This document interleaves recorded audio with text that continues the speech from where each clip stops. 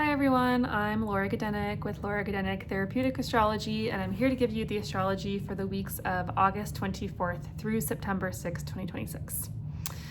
So on the 28th, which is tomorrow, Tuesday, we have Mercury heading into its own sign of Virgo. Mercury represents the mind, how we think, how we communicate, and Mercury is at home in the sign of Virgo, meaning that Mercury can do its best job in the sign of Virgo. So this means that we are especially well equipped to communicate with other people, to organize things, to clean and get rid of. Virgo loves to improve things, and to kind of refine and perfect, and that can include getting rid of excess, organizing, and using things up. So it's a really good time to clean out your closets, clean up your room, clean out your fridge, just get organized. It can also be a great time to do things that require a lot of detail. Virgo is detail oriented.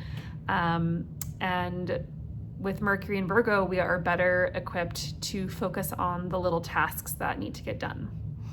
We're also better equipped to, like I said, communicate with other people, break things down into smaller, more digestible components, and also to focus on our health.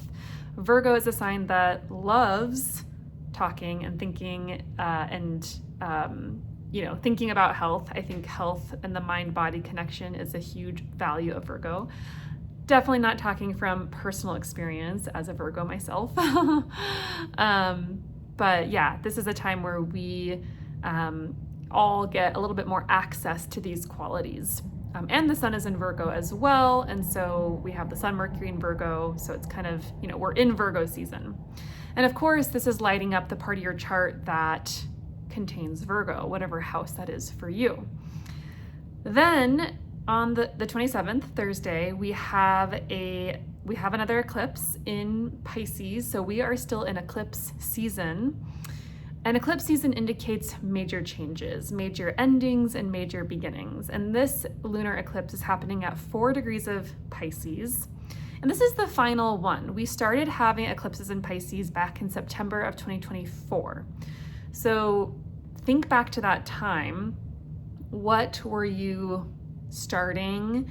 What was shifting for you around that time? How are things looking now? Are you almost done with this 2-year period of change and evolution? What are the final pieces that need to be put in place or put together or let go of or changed? This is going to, of course, involve the part of your house or the part of your chart that contains Pisces, whatever house that is for you. And the changes that need to take place, eclipses can take, a couple months to play out. So this might not be necessarily the final, this time frame might not be the final time that you're making these changes. It might be still for a couple of months. Yeah, but it's still right now is kind of the unstable point, you could say. Eclipses are known to be a little chaotic, wild, unstable energy. It's not a great time to commit to plans, to,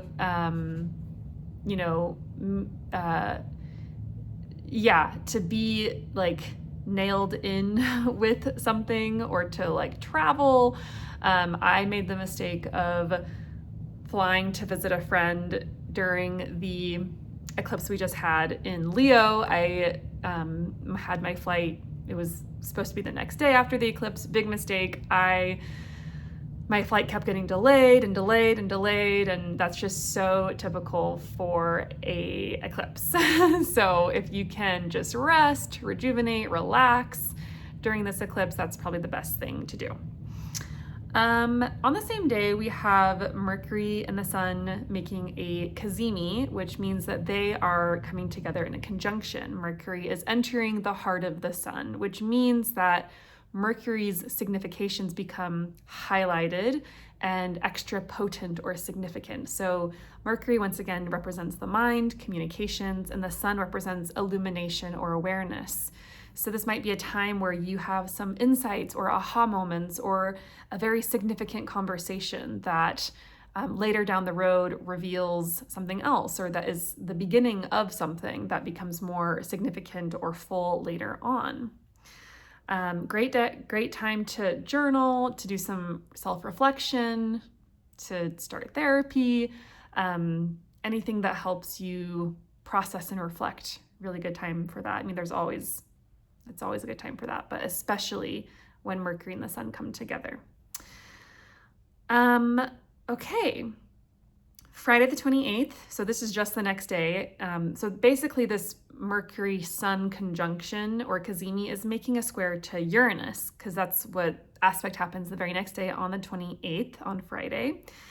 Uranus loves change. Uranus loves curveballs. So expect the unexpected. Expect changes, maybe unexpected news, or a change of mind, or something out of the blue, or even kind of like electrifying clarity. Uranus loves to bring about insights and new ideas. And, Uranus is very much a planet about authenticity, and maybe something hasn't been feeling very authentic, or something feels a little stagnant or old. Uranus comes in to kind of shake things up, and maybe even in some ways forces you to make the change that needs to be made so that you can free yourself from things that have felt a little maybe burdensome, or that are holding you down a bit more than you need it to. So that's Friday the 28th. And then Monday, August 31st, Jupiter in Leo makes a trine to Saturn in Aries. Jupiter is a planet about expansion, growth, opportunity.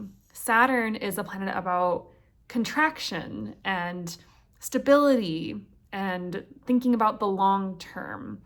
So this combination is really about expansion of a long-term plan, or kind of like stabilization of a long-term vision.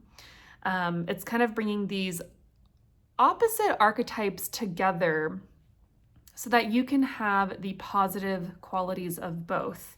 With too much Saturn, it can be dampening, depressing, kind of heavy, too much contraction. But with Jupiter, Jupiter brings the quality of forgiveness, expansion, growth. And so this is a good time to kind of think and reflect back to your long-term vision or plans that you started working towards. And this, I think, was back in 2020, either 2020 or 2021, I can't quite remember, but that's when Jupiter and Saturn made their conjunction in Aquarius. So this is a really lovely moment of like, I've sort of made it. I've sort of not completed, but I'm at a good point in my journey. And I'll give you an example. So for me, the conjunction between Jupiter and Saturn happened in my 9th house of long-term plans and studies and higher education. And that, I believe that was in 2020. And that was right around when I was thinking about going to grad school for social work. And so that's right when I started, making sure I had all my prereqs done and started applying to the school that I wanted to go to. And that was at that seeding moment, that conjunction. And now, this is 6 years later, wild. I finished school. I got my license, my LCSW, and I opened up my own private practice, and virtually. And I have this goal of being able to be more flexible and free, and to be able to travel a little bit more by being a virtual or remote therapist.